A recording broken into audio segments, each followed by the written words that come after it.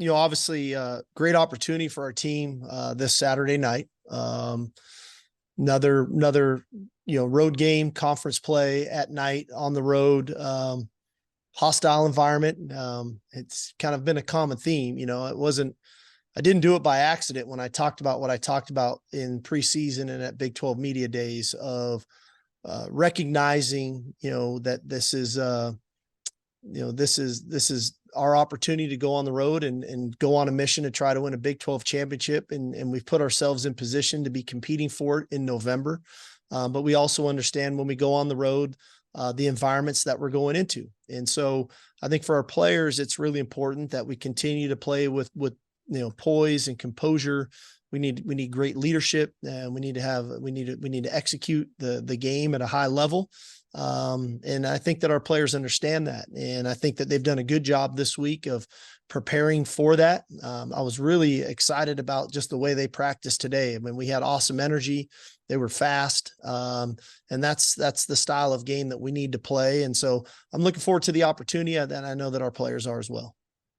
Thanks, Coach. We'll go ahead and get started with Kirk. Yeah, Steve, I wonder if you believe in the power of bulletin board material, and does that last more than a few plays in the first quarter, or how do you view it? I view it in a sense of, the reality of it is, as much of that gets said kind of publicly week to week or not week to week, I think our players hear things, indirectly. And we try not to just put too much into that. We try to focus on our mission, and we've been on a mission since week one, and that mission continues Saturday night. So we try to keep the focus on us. We try to be enamored with what we need to do to play the game at the level that we're capable of playing. Dennis, go ahead. Coach, I know Monday you said Quinn was obviously sore, after the game.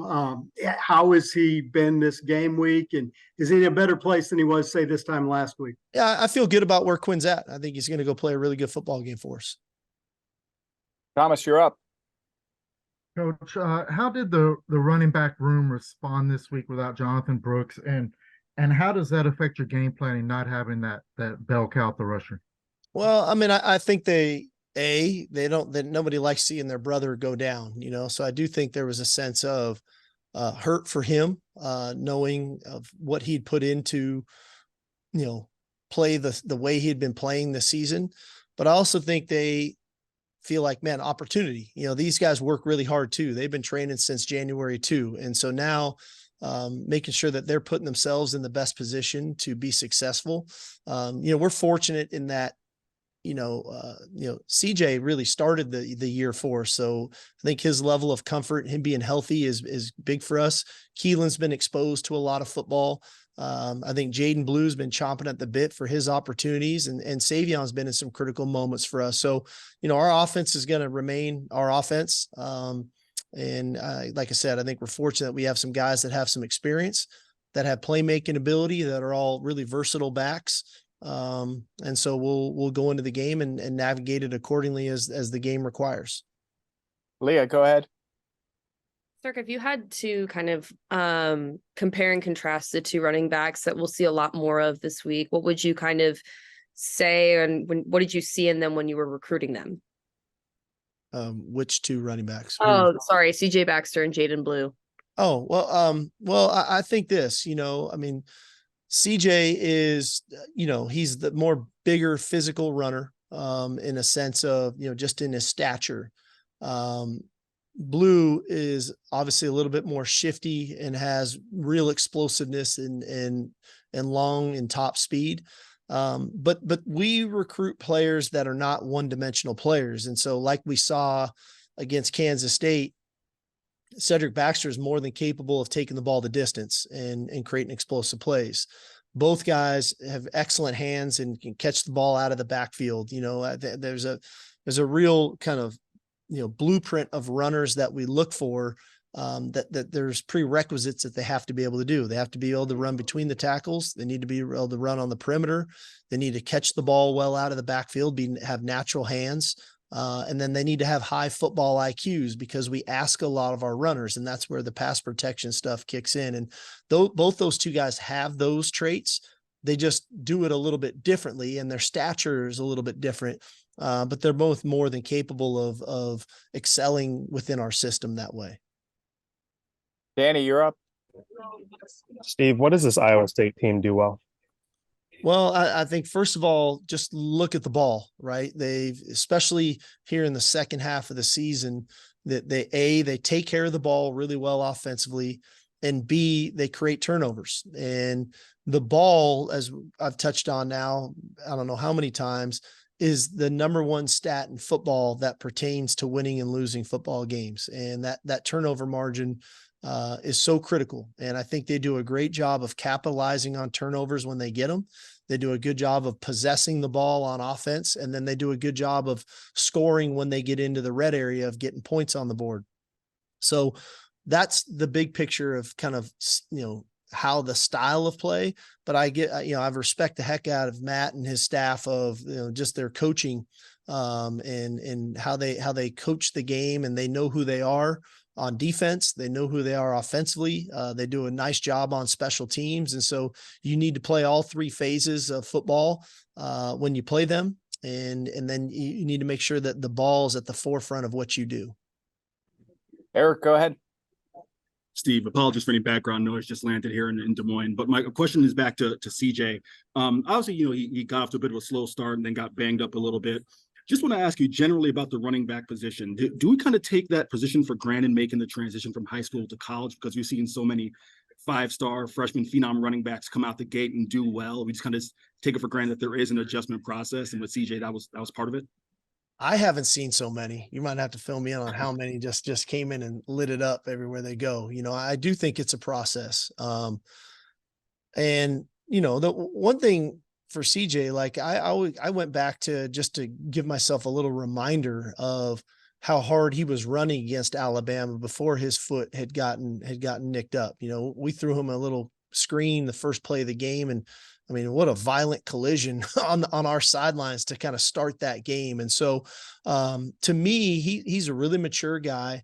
I don't think moments are too big for him to play the style of football that he's capable of playing. But I do think the speed of the game takes an adjustment, period. I do think the nuances of the position, so many times in high school, and you watch high school kids tape when they're running the ball, they get the ball in the holes the size of a semi truck, and they just run through it, and then they run past the safety and they run and score. They catch a sweep and they get on the edge and they're faster than everybody and they outrun them. Well, at this level, the holes are smaller. The timing of those blocks are very intricate. The blocking schemes and understanding how they work predicated on the front is very important. And then when you get into the secondary, generally the guys are faster than you. And so you got to understand angles and what that feels like when you get into the open field. And so there is that adjustment, but what I've seen out of him is him continue to work at his craft and to grow. And again, I credit Coach Choice for that. He does a great job with our running backs and developing those guys. And I've seen the best versions of CJ now the last couple of weeks. Because I think A, he's healthy, and B, he's maturing within the system and growing as a player as the season's gone on.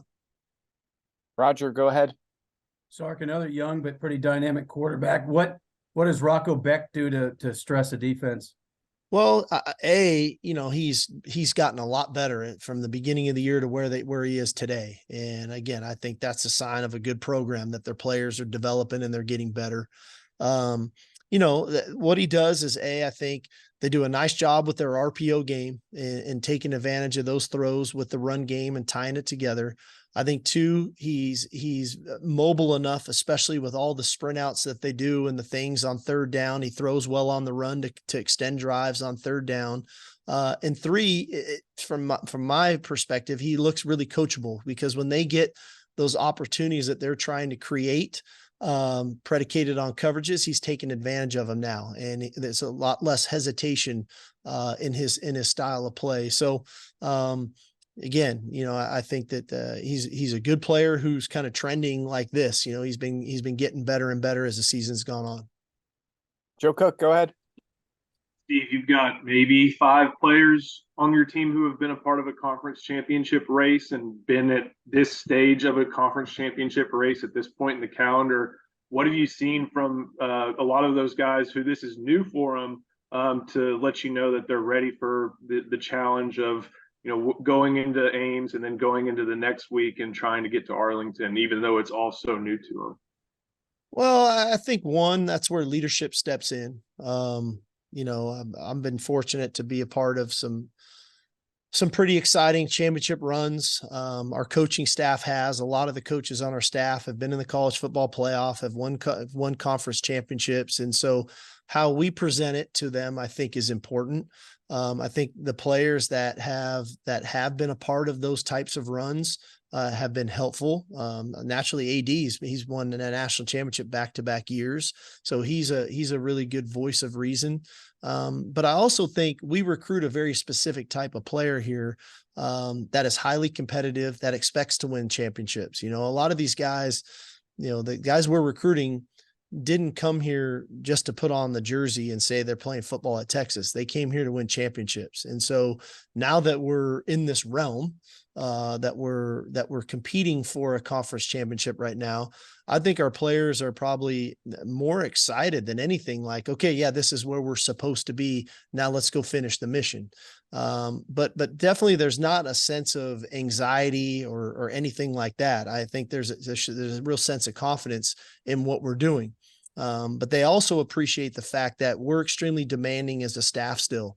I've probably coached them as hard a couple of days this week as I've coached them in a long time, because I know what is needed as you work your way through November, and the idea that we get everybody's best shot. We need to ensure that they get our best shot for 4 quarters. And so that's what we're striving to go do. Got time for the 3 last questions in queue. Go ahead, Anwar. Good morning, Coach. Kind of a off-topic question for you. You've coached obviously in the NFL, and you're a play caller. Would you like to see helmet radios? Yes, please. Okay, in college everybody football, write an article about why doesn't college football have coach to player communication, so I don't have to deal with sign stealing and I spend half my week, changing signals and signs rather than coaching the game of football. So yes, please write an article and ask another question, Anwar. Sorry, you can feel free. That is the question. No, that is the question. I want to know your thought process on where we're at now, and does it help you as far as developing your quarterbacks, sign stealing, getting them ready for the NFL, for you to be able to communicate for that few seconds, whether it's to your quarterback, your defensive players, whatever. It all just makes sense to me. It all makes sense to me. There's no shortage of money in college football, clearly. So that whole idea that it's a competitive disadvantage for those that can't do it, or that stadiums aren't equipped to have that type of technology, I don't buy it. I don't understand it. And the fact that it's every time I turn on anything late at night and we're talking about college football, if not the first topic, the second topic is we're talking about sign stealing. And our game is way too good. There's too many good stories going on right now in college football that's at the forefront of what we're doing. It should be at the forefront because I think what was going on was wrong. But at the end of the day, that shouldn't be at the forefront. There's too many great stories. There's too many great players around the country that are playing good football, too many teams that are playing good football right now for us not to be talking about those things. We're talking about sign stealing. Like, let's just fix the problem. It's not that hard. Let's get player to coach communication and move forward. 12 to 13 of those guys that were on that bus or on that field have now had 2 years of seasoning with you as their head coach. And you've gone from a team that was 5-7 to 8-5 last year. Now you're heading back to Ames 9-1. My question is, the program has clearly changed and the culture has changed. Some of those guys, like Jalen Ford, maybe, are part of that culture, and they saw it firsthand in Ames. What is that? Has that culture change make you more confident going into Ames this time than the way you left it last time?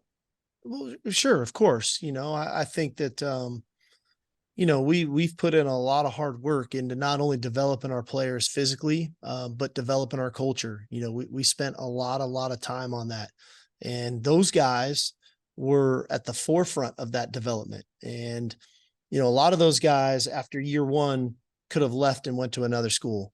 After last year could have left and gone to another school if they didn't see the growth and if they didn't see the vision of where we were headed as a program and why we're demanding of certain things and why we're empowering certain players to become leaders on this team. And so the fact that they get this opportunity to go back to that place, let's call it the scene of the crime, okay, to kind of, for a little bit of redemption. I think I'm excited for those guys that they get this opportunity because there's been a lot of blood, sweat, tears that have gotten to us to this point. And now the fact that they get to go back out there and play again and put a better version of Texas football on the field, I think that they're excited about that and looking forward to it.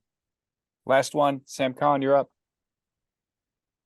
Hey, Steve, I know coming into this year, there was a lot of expectations placed on this team, and you guys still have your goals ahead of you. But I'm curious, have you had a chance to kind of moments to appreciate at least where you guys are right now, that you are in the thick of this and controlling your future fate? I do take moments to appreciate it. And I make sure I try to celebrate the small wins along the way. Like I said, I've had some great mentors in this sport, and I think Pete Carroll was the master of that in our time at USC. And I think everybody used to think it was just about, could we get back to another national championship? Nobody celebrated more in a locker room after a win than Pete Carroll. And I think one of the things that's probably a misnomer about Nick Saban is that he has no fun and that, it's just, it's business and it's back to work. He just doesn't let him shoot videos of him dancing in the locker room after a game. He enjoys it too. Like, we work way too hard not to enjoy these moments with our players. And I get it. Hey, we all want to play a perfect game and we all want the game to go perfectly. But when the amount of work and rehab and recovery and meeting times that our players put in throughout the week, when you go get a hard fought road win in conference play, and you watch guys make some plays at critical moments after the game, we celebrate the heck out of those. And I don't miss sight of that, because I do believe this, I believe just like losing is contagious, winning is contagious, and winners find a way to win. But if you don't celebrate winning, then you let it go by the wayside. It might not be as contagious. And so we've got a culture right now that believes they're going to win, that we're going to find a way to win. We want to play great. We want to play better than we played the week before and the week before that and the week before that. But at the end of the day, I don't let those small victories, whether they're in game, in practice, or post game, just go by the wayside. We try to celebrate those things and have a real appreciation for player development, whether they're scout team players. That's why we give out scout team players of the week every Monday morning, because guys are getting better. That's why we celebrate in our good, bad, and ugly film session on Monday, where I can show video clips of plays that players might miss because it's a backside block on a punt return or things of that nature, because those are the reasons why you win, are those small victories. And so I don't take it for granted. And we're very fortunate, to think that you take over a program and you try to build yourself into a team that is competing for a championship in November. And now that we're here, man, I'm not going to just let it go by without enjoying the moments. Now there's other times we got to be dialed in, and we got to coach, and we got to teach, and we got to motivate, whether it's on the field or off the field. But man, this is why we're here. So I'm going to definitely take a few moments here and there to enjoy it. Thanks, Coach. Appreciate the time. All right, y'all. Thank you. Thanks, Coach. Thanks, John.